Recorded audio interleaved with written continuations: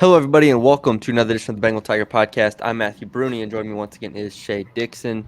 And Shea, it is Friday, September 13th, and we are recording this about 24 hours before LSU and South Carolina kickoff in Columbia. Game day is there. ABC, all the bells and whistles around this game, considering that it is what a lot of people are calling Shane Beamer's biggest game of his career, or could be the biggest win of his career at this point. So there's a lot going into it from South Carolina's side, but obviously we will talk about this from LSU's side more than anything. How are you doing this morning?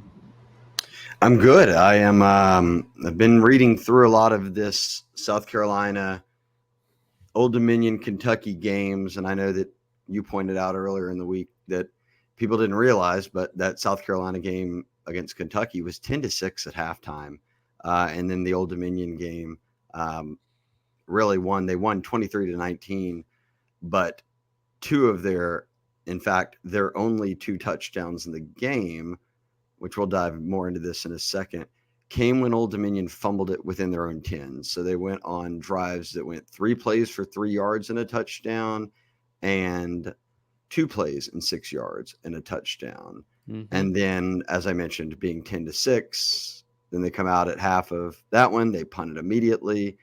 Their two touchdown drives, they only have two more. They only have 4 touchdown drives all season. The other two were in that second half: 7 plays, 58 yards; 9 plays, 43 yards. Both of them come after 3-and-outs and punts. But Yeah. I say that to just kind of pull back the curtain a little bit more. I think people see the South Carolina win over Kentucky and don't realize this is a team that's only had 4 touchdown drives all year, and 2 of them were against Old Dominion that were within the 5-yard line. They had to go 3 yards and 6 yards. They scored both times.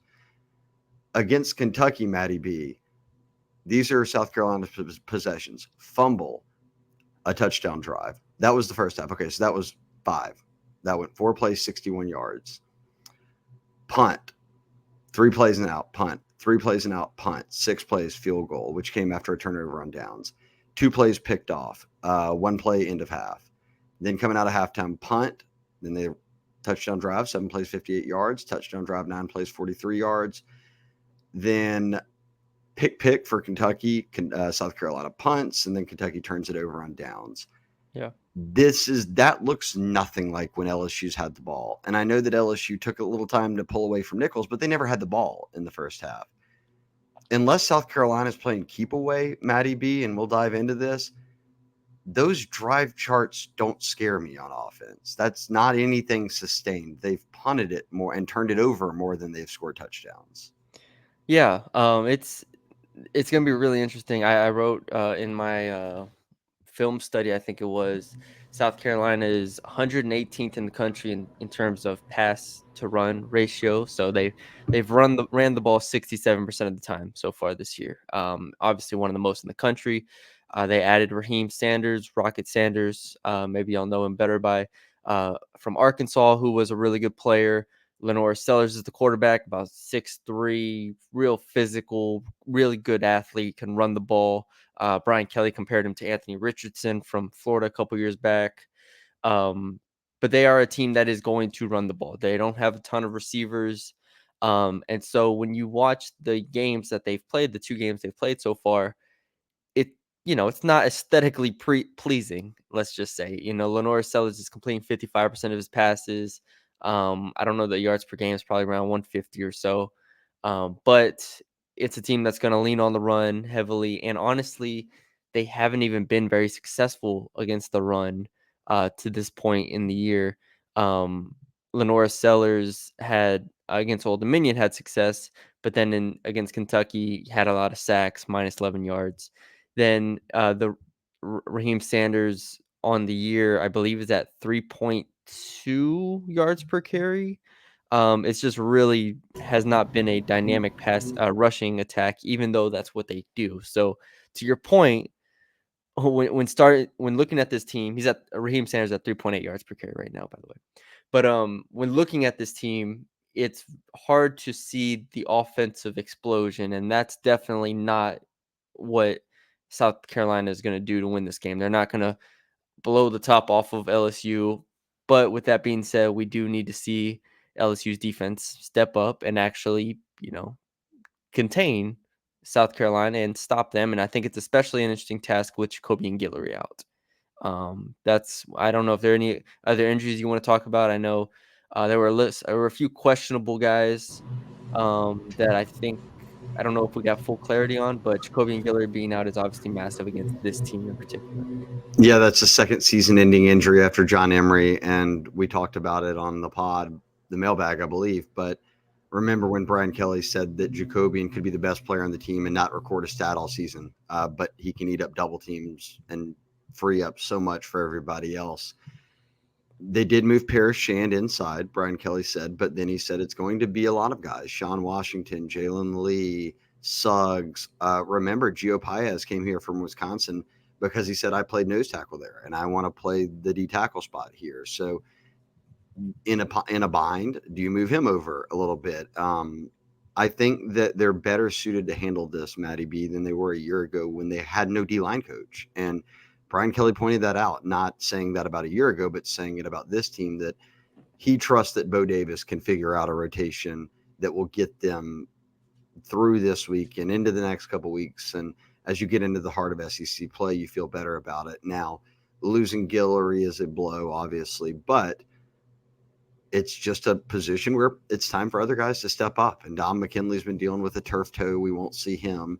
Brian Kelly said it would take a couple of weeks, but I don't know from your film study if you consider this to be a massive issue that's going to end up costing them games type thing, or if this is a thing where, hey, look, other guys can step up and handle this role, and moving Paris Shand inside and kind of toying with your pieces will do enough to bridge the gap to where you're okay. I think they'll be okay. Like I don't think it moves the line or anything like that, but it's going to be interesting because I think Giller is by far the most impactful, like nose tackle against the run. He's 320 pounds. JVR Suggs is like 295. You're on a list. Most are between 295 and 300 for the most part on the defensive line. You had Guillory, who was just stronger than everybody. I think that's what made him so appealing. And so without him, it is going to be interesting how they move around the pieces and how they figure it out up front to stop the run.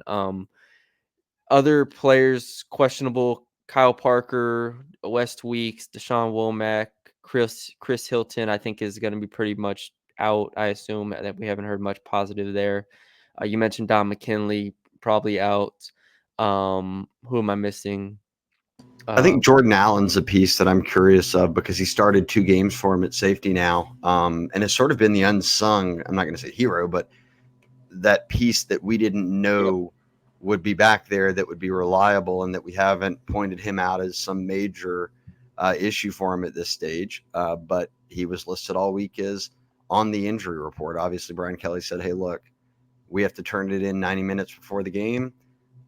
Bonnet, send it out to the media 91 minutes before the game, and then you'll get it. So Yeah. keep an eye on them. But he did say that Deshaun Spears, your true freshman safety, will play more.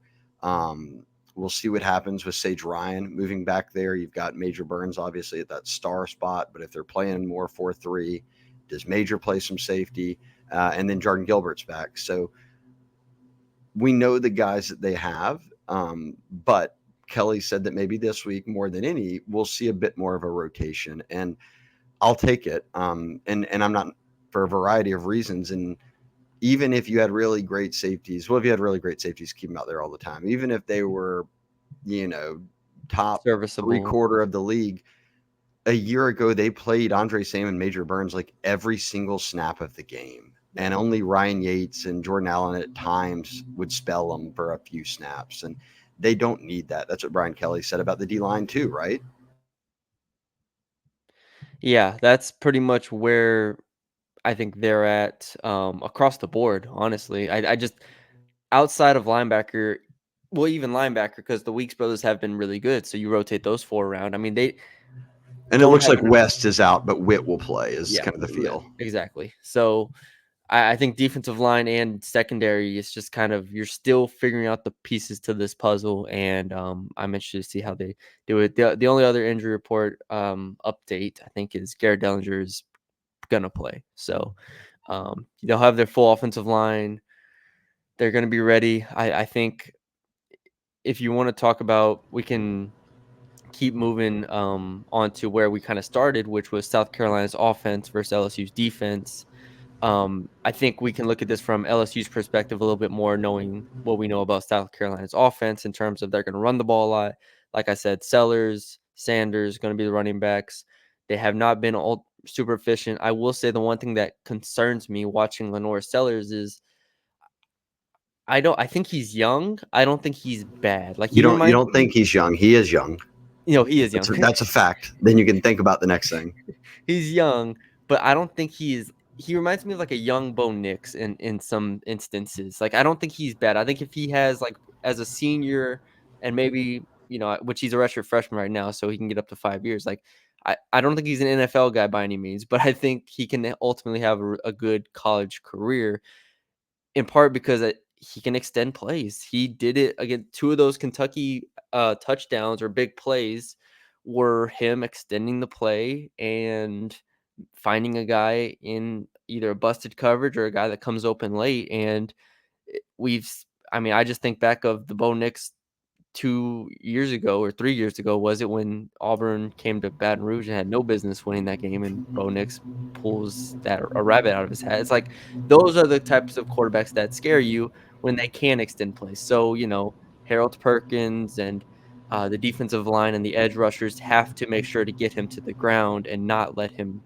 fully extend those plays, and not let him, if he does run, obviously get downhill and he can pick up 10 yards with his legs as well. So the quarterback running aspect of it's really interesting to me because Miller Moss didn't run, and then they played Nichols, who just did run whoever got the ball. And here's the other thing. Not only is he young, it's a fact. He's a lot like Bryce Underwood. He just turned eight. I mean, he turned 17 years old right when he got to college. So Sheesh. Yeah. he just turned 18. So you've got a guy who is young. Look, I trust Charles Power, our national director of scouting and rankings, and Charles is from South Carolina. He's familiar with Florence, so he had an eye on Lenora Sellers before South Carolina had flipped him and gotten him into their class and kept him home. And his comp on three was Jalen Hurts, and he said it's a little Yeah. bit of a Jalen Hurts, Trey Lance type of player where the athleticism, the running ability, and the upside is there. And if he can develop as a passer, then you've got a really good player over time because he's got a really strong arm. He was great in high school. But as you noted, you're not there yet. Like in a couple of years, Lenora Sellers will look a lot different than he does on Saturday when LSU plays him. On Saturday when LSU plays him, you're dealing with the 6'3", 220-pounder who can run the football. That's what you've got to worry about. And that's not necessarily like a KJ Jefferson type. He's obviously a lot bigger, but getting him down in space, I think, is the big thing because, I mean, look, Matty, you talk about their offense against South Carolina against Kentucky. He was efficient, 10 of 14 for 166, 2, and he threw a pick. But against Old Dominion, 10 of 23 for 114. Those are, Yeah. I mean, Garrett Nussmeier is tripling those numbers, if not doubling them, I think it's Yeah. a good thing that LSU's catching South Carolina, this game that they rarely play at this point in Lenoris's career. Yeah.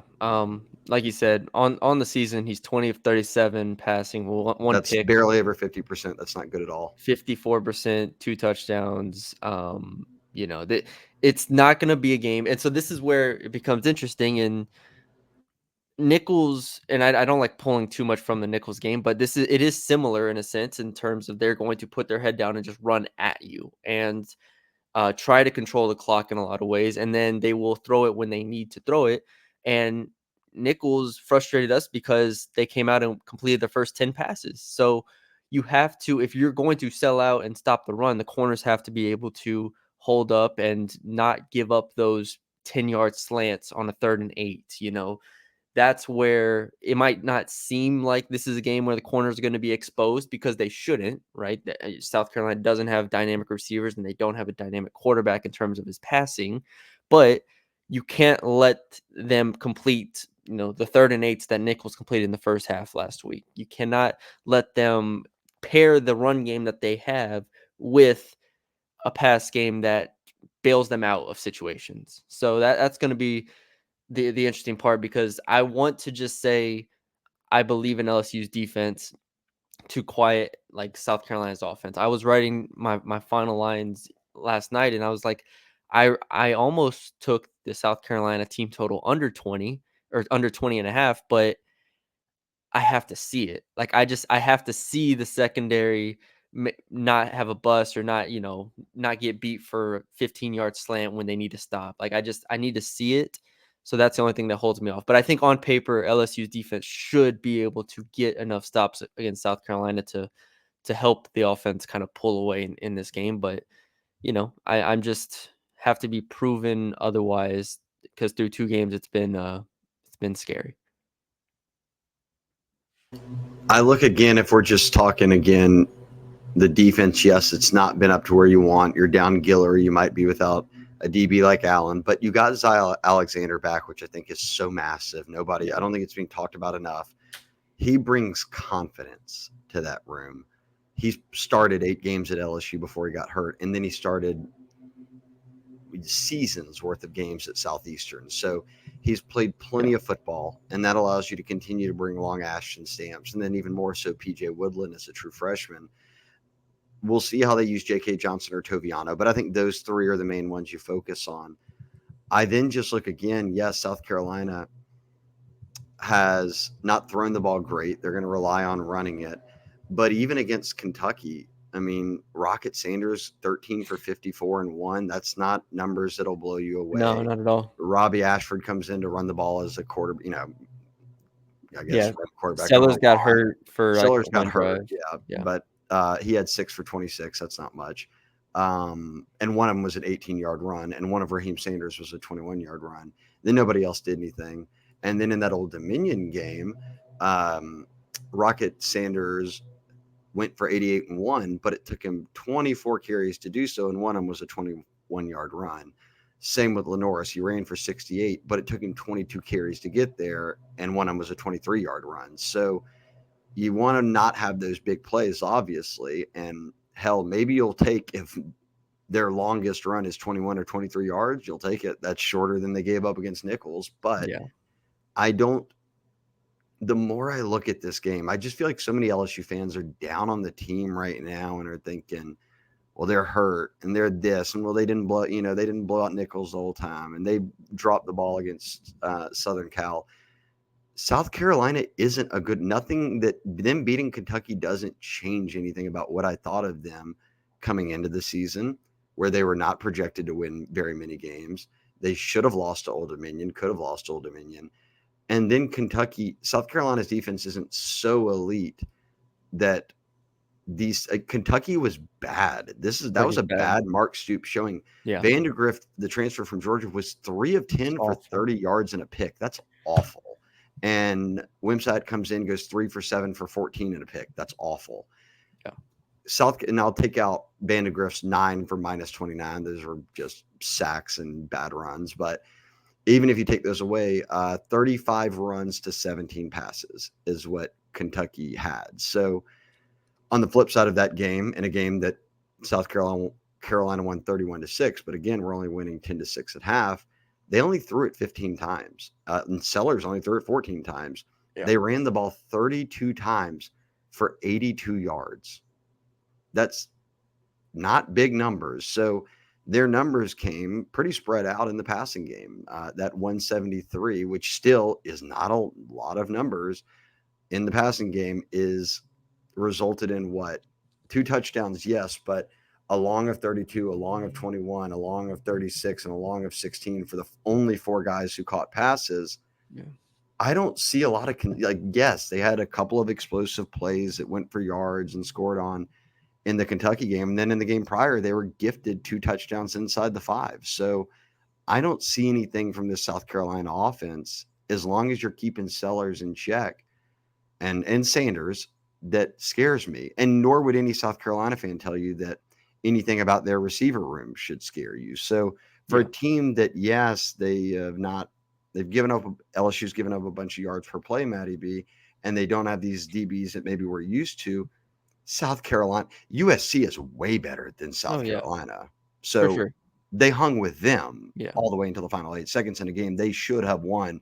Think about this, Matty B.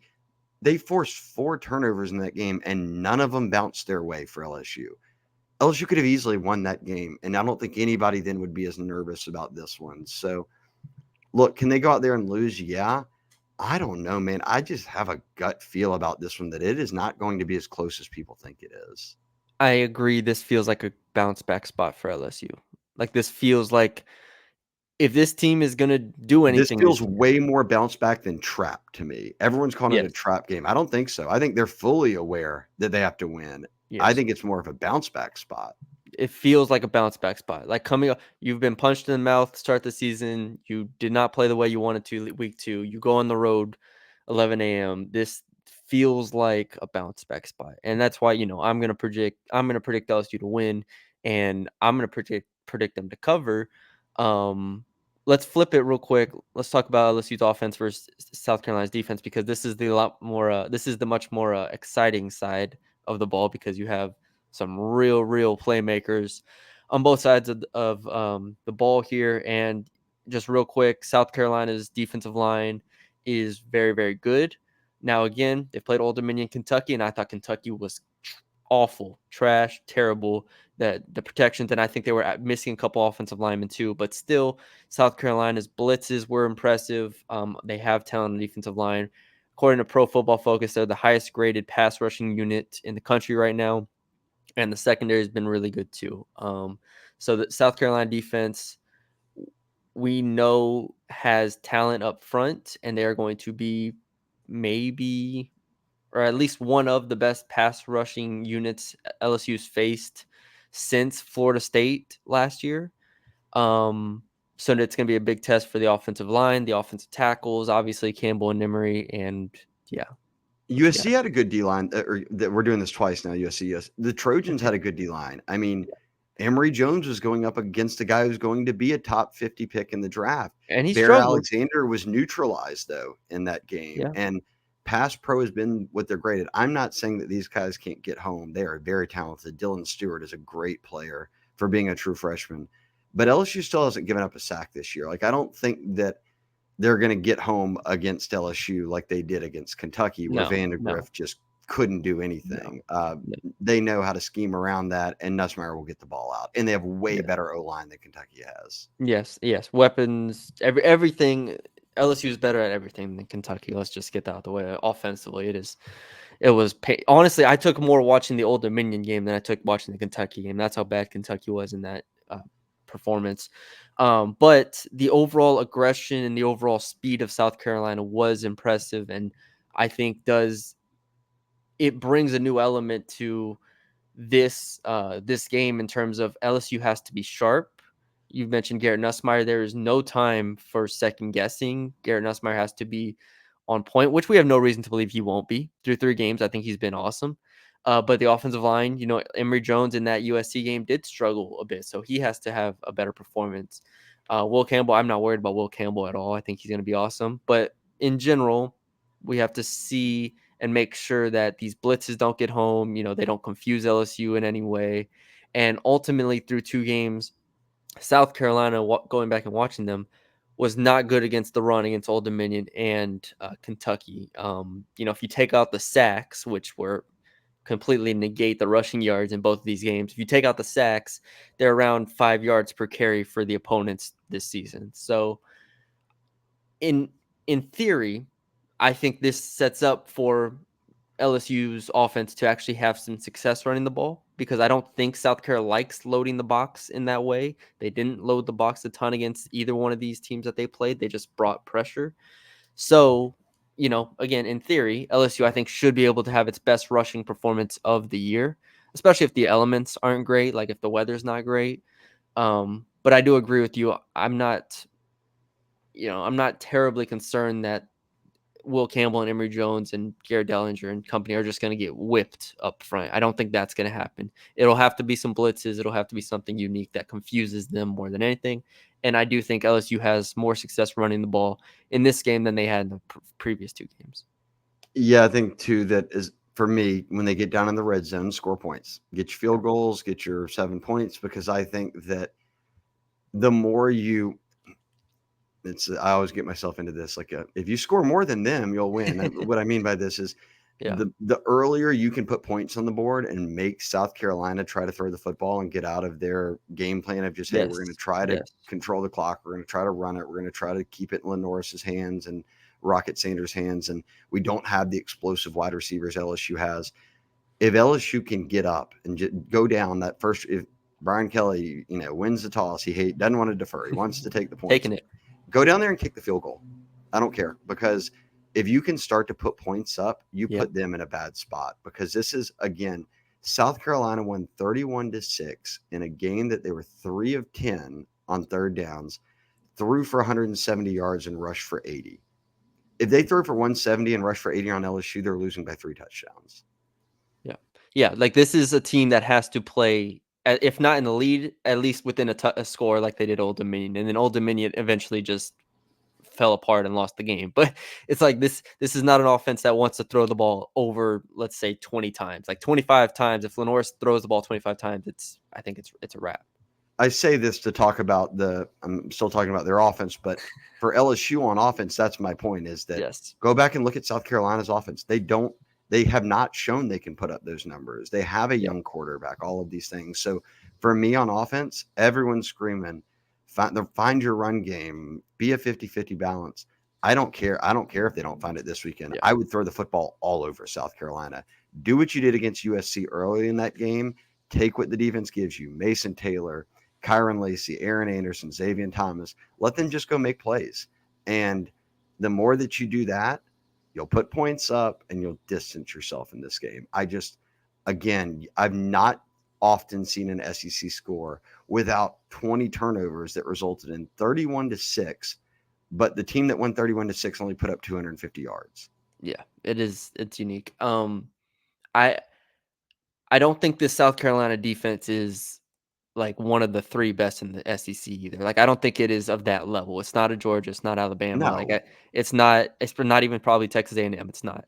So, they have playmakers that scare you. They have a scheme that I think is interesting and aggressive. I think the South Carolina defensive coordinator, I forgot his name, but under him, they have the most turnovers in the past, I think it was 3 years since he's taken over. So they create turnovers, right? They have 10 sacks on the year, and they have 6 turnovers forced through 2 games. So this is definitely a defense that can turn LSU over if they're not ready. I just have not seen anything in the 3 games under Garrett Nussmeier and Joe Sloan to indicate that they're not going to be ready to throw the ball and to be able to counter what South Carolina does well enough to put up, like I said, 28 points. I think 28 points wins you the game. So if LSU hits that number, I have no reason to believe that South Carolina is going to be able to match them or even surpass them at any point. So you don't have to uh, be perfect, but you can't turn the ball over in bad spots. And I think if you just, like you said, take your points when they're there, I struggle to see how South Carolina keeps pace. Clayton White is their DC. He's actually been a Burroughs Award nominee 4 times, coaching 20 plus years. He's Yeah. been with South Carolina probably 3 or 4 years now, and they've been, a solid defense for what they obviously have to work with a lot of times, compared relative to maybe the top end of the SEC. But again, LSU, I mean, Nussmeier leads the country in touchdown passes, Yeah. leads the SEC and maybe the country uh, in completions right now. Kyron Lacy, the same, leading the SEC in touchdown catches. And now you have a return game. Xavier Thomas leads the country in return yards right now. He's already doubled up their totals from the past 2 seasons. Like, I just read you off how many times they've punted this season. Is this a game where Xavier Thomas breaks one? Like, I think all of those things are things we watch for. The deeper I dive, I don't know why, into this game, the more I just think that like I won't be surprised if LSU jumps on them, gets ahead by about 7 to 10 points, and then it becomes Yeah. then South Carolina's playing a game they don't want to play. Yes. Yes. The first quarter is extremely important here. First It's half, yeah. the first half is extremely important. So it's I agree. But if it is an uncomfortable game, the last thing I'll say, yeah, if it is an uncomfortable game, there is a way that South Carolina slows the game down, and then if LSU, let's say the weather's bad or anything like that, they do have to run the ball more, and even if they do have success, the game is still slower in that regard. So it's LSU's lack of explosiveness is still a concern. I know Chris Hilton, I want him back for that reason to help take the top off defenses. But LSU through 2 games has shown that they are perfectly fine with 8, 9 play drives that go the length of the field that take 5 minutes.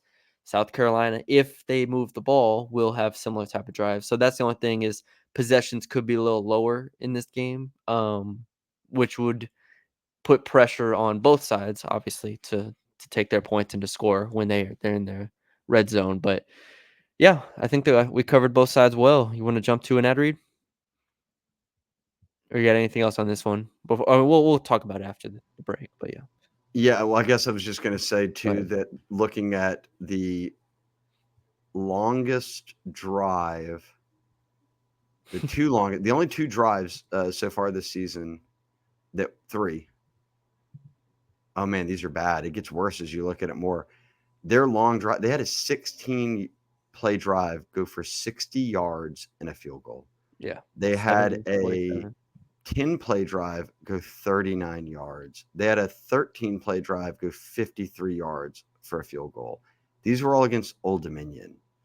Yeah, Like not even the Kentucky game, the Old Dominion game. So yeah, even on sustained drives, they weren't going 13 plays for 80 yards and a touchdown. They were going 13 plays for 40 yards. Like yeah. this should be a game where LSU's defense is not like they're not facing the 2019 LSU team. This That's is you can easily, you don't have to be the best defense in the world to win this game. Yes, and that's why I said if I considered taking South Carolina's under 20.5, like that's like the barometer for me. I think LSU should be able to keep them under 21 points. Like I really do. They should not be scoring 3 touchdowns or 2 touchdowns and 3 field goals. They should not have drives like that. And because I don't think Nussmeier's going to really they shouldn't have the offense should not have more than like 1 turnover, I think. I mean, unless if it's a rainy game and they fumble the ball, I guess, but Frank Wilson always emphasizes not to fumble, so we'll see. But I do agree. South Carolina's offense is bad. It will have to be their defense that makes up for it. They're gonna have to make this game ugly if South Carolina wants a chance to win it. So we'll see. That might be key because even in that South Carolina game, when they did have a few touchdowns, if you're talking about getting over 21, it was a 7 play 58-yard drive and a 9 play 43-yard drive. That so They as came off long as you're not turnovers, I turning think. it over, Yeah, then you're forcing them into very long drives, which they have not done this year yet. yeah, They, as I said, they punted it and turned it over more than they've scored any points. So, yeah. game time is always our ad read for the upcoming games before kickoffs. Download the Game Time app, as you see if you're watching on YouTube, and redeem the code or redeem for $20 off the code on3, just ON3. $20 off your first purchase. Terms apply. Again, download the Game Time app. It's available in every app store. Create an account and use the code on3. $20 off your first purchase. Terms apply. This could be for football. This could be for you going to watch anything, a play, a comedy show, WNBA postseason, Saints games, Cowboys games. It doesn't matter what NFL team you're a fan of. They've got it all. They've got the super deals, which is great. I've used them a couple of times, but what we love, Maddie B, are kind of the 5 main spots that we talk about. All in pricing, so you're not getting any surprise fees at checkout. I like you'll get on sometimes and check out, oh, this ticket looks cheap. And then you get out and you're like, well, how did it end up being 5 times that much? Not on Game Time. And then I love the panoramic seat view that guarantees not only do you get a view of your seat, but you're not behind a pole or something and you didn't Here, I know can it. bring it up for Lowest our price YouTube audience. guarantee. If you find it somewhere, same for a better price, they'll credit you 110% of the difference. And they've got your ticket coverage fully done already when you purchase it. You get complete customer service policy with any sort of kind of mishaps you might run into that prevent you from going to the actual event. So download the Game Time app, create an account, use on3, $20 off your first purchase. There's a look at the UCLA game. Tons of tickets available, obviously.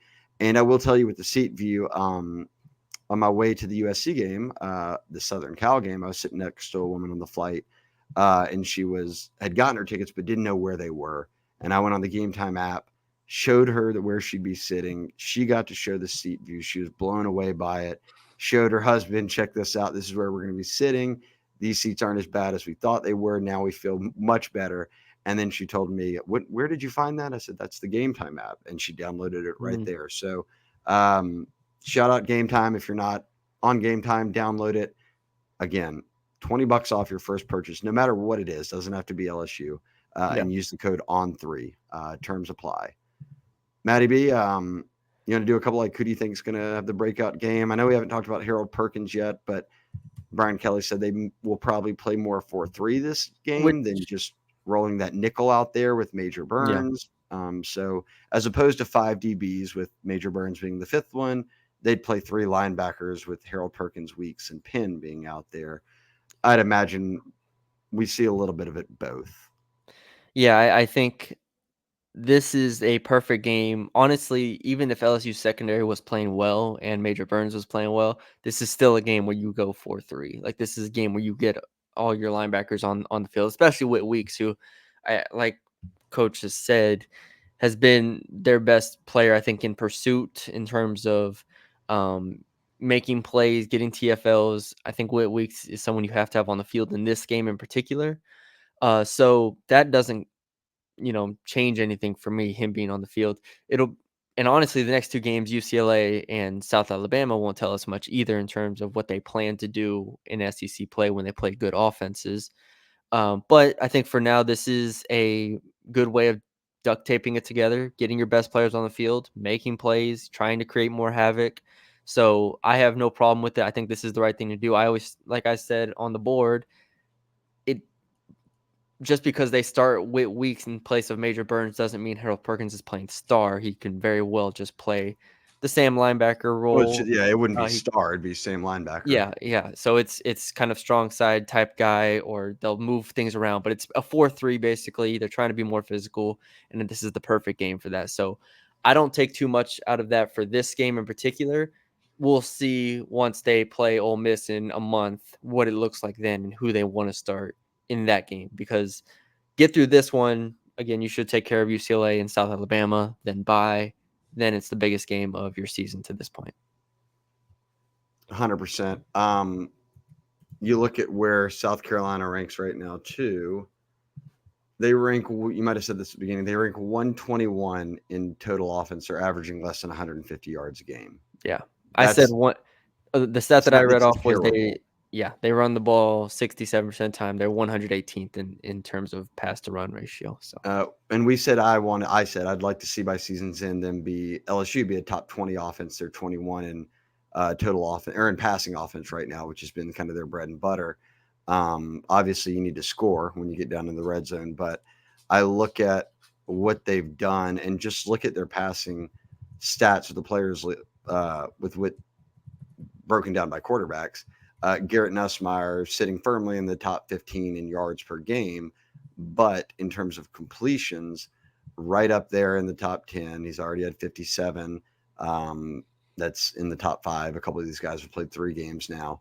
And touchdown passes, he is not counting Jordan McLeod at Texas State, who played on Thursday night. He has 9 touchdowns. So the guys who have played 2 games, only Kyle McCord and Nussmeier with 8 touchdowns leading the way, and both of them have thrown 1 pick. So very solid start there for Nussmeier. And you don't have to go far, Matty B, to find those old Mean Green with Chandler Morris throwing the rock, moving the ball this year. But yeah. I think that's going to be big as we talk about like players of the game on each side. I'll just go ahead and say it. I think Garrett Nussmeier is my player of the game on offense. I'm gonna go with I have 2 options here. One, I think it's a pretty good I think it's a big Josh Williams game by his standard. Oh, and Um, for pass pro, I think they keep yes. him home a lot to Yes, he will be block. on the field a ton. Pass protection, and then like I said, South Carolina to this point in the year has not shown that they can stop the run at a high level. Like I just think USC had much better running much better linebackers against the run. I think Nichols loaded the box. I think this game sets up for LSU to have its best rushing performance of the year. So I'll take Josh Williams as my game ball prediction. I think he ends the game with over 60 yards rushing and is Ooh, very impressive in the pass protection. So helps give me keep Josh Nuss Williams. clean. The other player, the player I was going to go with before I started talking was Will Campbell because I don't think he allows a sack in this game, and I don't think he allows. I don't. Maybe he allows one pressure, but I think he's basically perfect against whether it's Kyle Kennard or it's Dylan Stewart. I think he takes them out the game in pass protection. You don't have to double his side, help Emory Jones or whoever needs it. Will Campbell is going to be almost perfect, if not flawless, in this game. So there's a little two for And one. Nuss has been very good getting the ball out. So, I Yeah. mean, obviously, you look at the Trojans game as Yes. one where they had formidable pass rushers, and even when he caught pressures, he got the ball out. So he knows, hey, look, I got to work quickly against, even with a great O line in pass pro, he knows he's got to Yeah. work quickly. Sloan knows, hey, look, let's drop the routes that are going to allow him to dump it off to Mason Taylor to get it to somebody in the flats. Quick throws to Aaron Anderson and Xavier Thomas. You talked about it before the season, thinking from what you saw in practice that Nelson's going to be pretty solid off platform. He has been. You know, he missed a throw in that USC game that I think could have Yeah. maybe won the game where he threw it at Aaron Anderson's feet, but he's been very crisp. I think that he gets it out enough and is efficient enough. Again, I go back to the USC game, turn it over one time, fine. If you don't do it more than that, I expect that they should win, and they should have won, in my opinion, that game against Southern Cal. So I'll take the same approach in this one. Nussmeier is my player of the game. Don't turn the ball over more than once, and you're good. I do not see a world where Nuss is getting Brock Vandegrift out here and he's No. getting sacked on every play. That's just No. not going to happen. LSU's O line is way better than Kentucky's, and LSU's quarterback is much better than Kentucky's, and LSU's receivers are better than Kentucky's. I mean, you know how bad it is? Your boy Jamori Macklin, who left North Texas, and outside of Daniels, who went to LSU, and we haven't seen a Yeah. whole lot of CJ Daniels this year, I think he had like a one catch for Yeah. 2 yards or something in that Yep. game against like Kentucky is bad. Yeah. So don't let that 31-6 game scare you if you're an LSU fan. That this is not the Kentucky that was taking Georgia and teams to the brink in recent years. This is a bad Kentucky football team. Yeah. I think they get Defense. I have no clue how that Georgia spread for Saturday is 22.5. Georgia could beat them 50-0. Wow. I haven't even looked at that spread. Hmm. Interesting. Interesting. I might have to open up a app on my phone when we're done with this. All right. Defense. Defense. Defense. This is. I'm going Whit Weeks. I was gonna say, is it Whit Weeks? I think it's Whit Weeks because I don't think that Perkins spy. I like remember the games Perkins would spy a lot. I don't know if that's his spot this game or if that's Weeks, but either way, Weeks is proven he can get home on the blitz and he reads things well enough at that middle linebacker spot to where he can keep an eye on Sellers. I'll go Whit Weeks. I'm not gonna go anyone in the secondary because I don't think the secondary is gonna have. I mean, I think the secondary will be fine. So I'm not gonna go anyone in the secondary. Um, give me give me Savion Jones. I think I Savion love it. he'll make a couple TFLs here. I think last year was big for his development and against the run. Obviously, it came at a price because he was not good as a pass rusher, but he's not gonna have to be a pass rusher in this game. Yeah.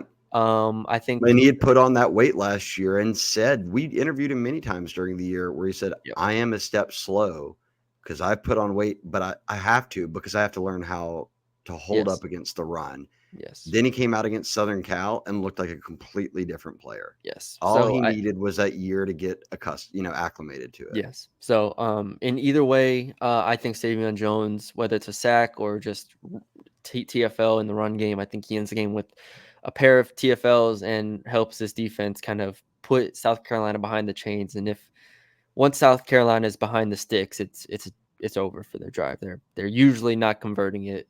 Like I said, Lenore Sellers did have, I think it was two plays against Kentucky where he extended the play and was able to find a receiver who was wide open.